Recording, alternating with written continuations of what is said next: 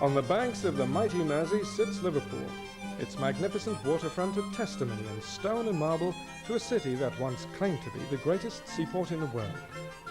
The splendid architecture certainly reflects that proud boast, with gold and ivory towers gracing the skyline of this bustling and cosmopolitan English city.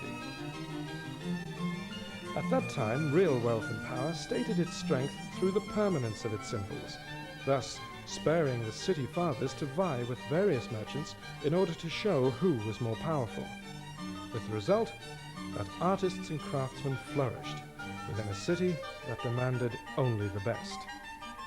Indeed, no other city outside of London has more or finer statues and works of public art. Practical, playful, displaying civic pride, heroism, ecumenical and commercial strength, mercantile glory, and fallen heroes. As the first city after London, Liverpool even had its own Eros. And this is the brother of the Regent's Park, Peter Pan. But work of this quality needs years of classical training. Such artists are these days few and far between. But one such sculptor is Liverpool's Terry Mcdonald. He is a former pupil of the superlative master H. Tyson Smith, and using the classical training passed down to him by the great artist, he executes his designs as sculptors have for centuries past. With the skills that are now sadly lacking in many modern artists, he is able to scale up from this tiny model to create this monumental work. Terry begins to form his work of art, moulding the tons of clay into his beautiful vision. Seeing this, it is easy to understand how the ancients saw God as a sculptor, moulding life from the raw soil of the earth.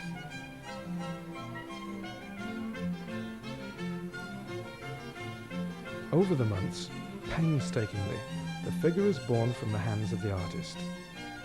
But this isn't the end of the story, for without the skilled craftsman, this masterpiece will remain only as clay. That is why Terry is using David Webster's massive studios at Shape Design. An artist and sculptor himself, David is carrying a torch of dedication to these precious skills into a new millennium. It is here that Terry knows the craftsmen and artists are, to turn his vision into a practical reality.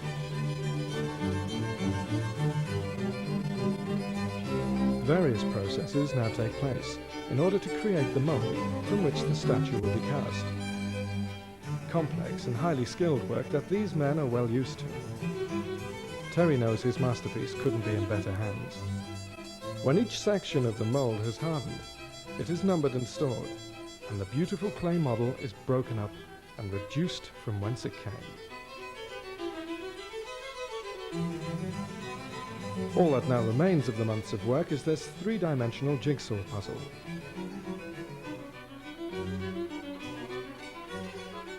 Shape Design must now put a steel armature inside to support the cold cast statue which is being assembled from the molds. After it is hardened, the casts are removed, revealing this combination of art, engineering and science. And after the bronzing process, Terry checks out all of the tiny little details. Ethel Austin have commissioned the two giant statues to stand outside the Liverpool and Birmingham women's hospitals. And like an expectant father, Terry nervously watches as his baby is being prepared for delivery. Terry's excitement is obvious as his work is gently lowered from the Shape Design dockside studios.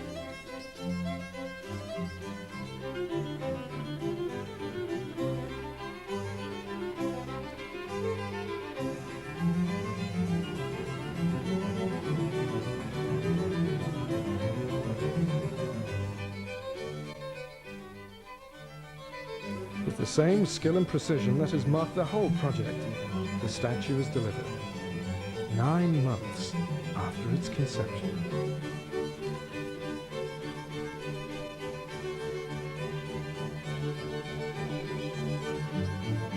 And as tradition dictates, no one will see what is beneath until the Ethel Austin sheet is removed, revealing the hospital's latest arrival.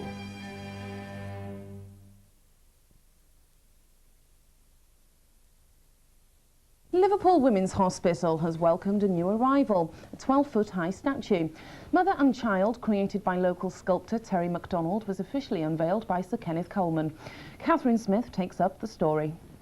The giant statue, which stands near the main entrance to the hospital, was unveiled in front of the Lord Mayor and hospital staff at a special ceremony. Its creator, Terry Mcdonald, trained at the Liverpool College of Art and has produced works for a variety of prominent buildings across the country. He's also carried out restoration.